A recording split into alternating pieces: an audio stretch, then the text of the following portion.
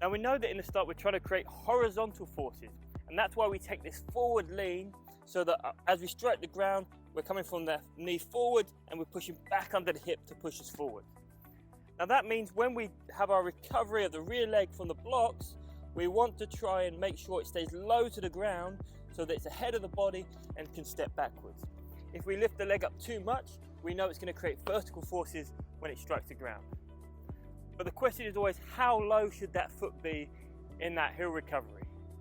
So often people talk about keeping the rear foot close to the ground, even often talking about toe drag to keep it as low as possible. Now toe drag is going to create some friction, it's going to slow us down, but also keeping the foot that close to the ground means that as we reach that full hip flexion, the foot is now coming up and kicking forwards. Remember, our aim is to apply maximum force. So we want our legs in the acceleration acting like pistons, where they drive from the hip and drive back into the ground. So we don't want to keep so low in the ground.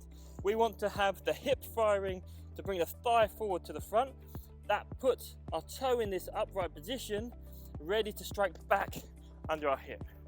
So we're going to stay low with this heel recovery, but we're low because we've kept this chest in a low position. We're driving at 45 degrees, not because we're actively kicking the foot through at a low position, but we're stepping over the ankle, using the hip, priming that toe, then we can step back onto the start line as quickly as possible to apply a horizontal force. So we know that the aim with the front block is to push as hard as we can through this shoulder, hip, knee and ankle to create this full extension to apply maximum force. And our back block is aiming to come through to that high knee position, ready to strike back under the hips and apply a force again. Now the important thing here is that we need to make sure we still have a rhythm to our acceleration, because it's that rhythm that's going to give us effective mechanics later on in the run. So often we see people try to get that huge acceleration out of the blocks and they create that big straight line, a low attack angle, but what happens here if we overextend is that we get this pick up of the foot at the back, and as this front foot strikes back under the hip, we get this split in the knees. From here, the only way to recover the foot to the front is to bring it down under the hips, and then we're going to create vertical force. So although it gives us a huge first step, it doesn't allow us to build into our upright running mechanics later. So actually, as we drive from the blocks, we're not quite going to get to full extension.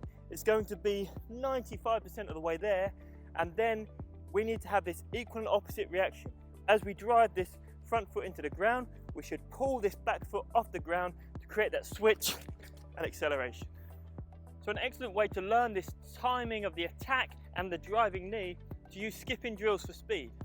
In skipping drills, it forces us to have this nice long straight line of our body, but it also teaches us to attack the ground as we drive this knee through to our high knee position with the toe primed, ready to attack. So in skipping for speed, we're learning to apply these forces, keep this rhythm whilst moving forwards.